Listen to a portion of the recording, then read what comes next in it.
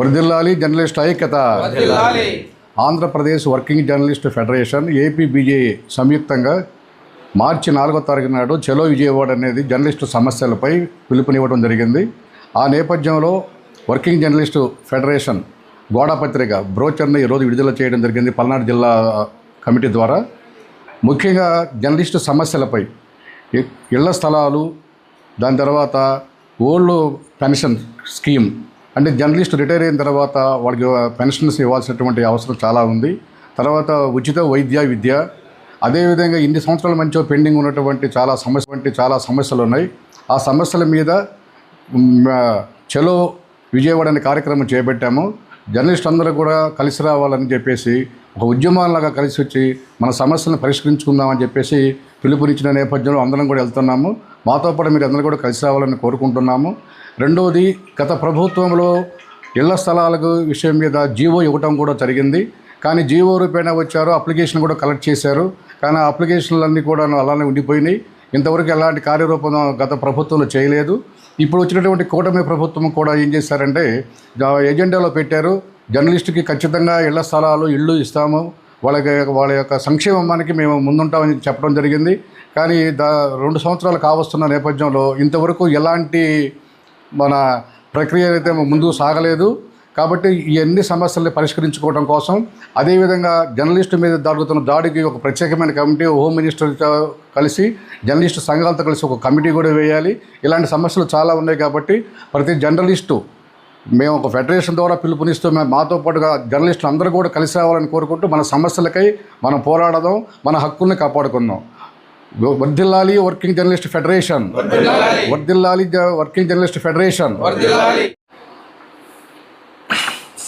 తమ యొక్క సమస్యలు పరిష్కారం చేయాలని మార్చి 4వ తేదీ నాడు వర్కింగ్ జర్నలిస్ట్ ఫెడరేషన్ ఇచ్చినటువంటి పిలుపుని వెంటనే అందరూ కూడా జయప్రదం చేయాలని, వారికి ప్రజా సంఘాలుగా, రైతు సంఘాలుగా కానీ ఇతర అనేక ప్రజా సంఘాలుగా కూడా మేము సంపూర్ణ మద్దతుని తెలియజేస్తూ ఉన్నాము. ఎందుకనంటే ఎన్నికలకు ముందు ప్రభుత్వాలు జర్నలిస్టులకు సంబంధించి అనేక రకాలైనటువంటి సౌకర్యాలు మీకు కల్పిస్తాము, మీకు భరోసా కల్పిస్తామని చెప్పినటువంటి ప్రభుత్వాలు ఎన్నికలు అయిపోయిన తర్వాత, అధికారంలోకి వచ్చిన తర్వాత జర్నలిస్టుల ప్రయోజనాలతో పాటు ఇతర ప్రజా ప్రయోజనాలు కూడా వెనక నెడుతున్నటువంటి పరిస్థితి మనం చూస్తూ ఉన్నాం.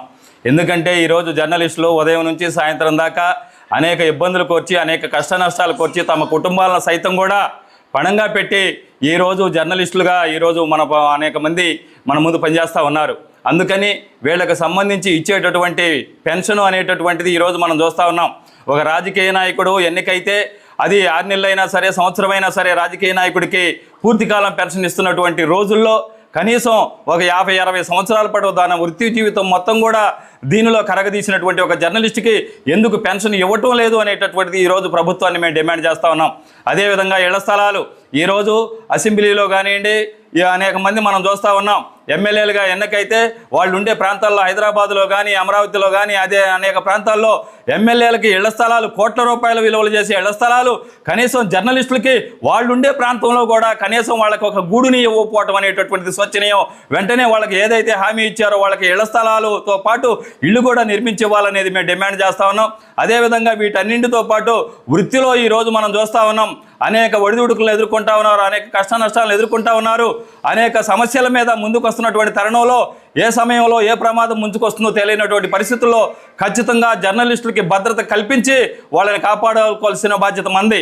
ఎందుకనంటే ఈరోజు మనం చూసుకుంటా ఉన్నాం, మన భారతదేశ వ్యవస్థలో, రాజ్యాంగ వ్యవస్థలో 4వ స్తంభంగా చెప్పుకునేటటువంటి పత్రికా వ్యవస్థని కాపాడుకోవాలి. ఆ పత్రికా వ్యవస్థ మూల స్తంభమైనటువంటి జర్నలిస్ట్ని కాపాడుకోవాలి. ఆ కాపాడుకునే బాధ్యత ఖచ్చితంగా ప్రభుత్వం తీసుకోవాలి అనేటటువంటిది మేము డిమాండ్ చేస్తున్నాం.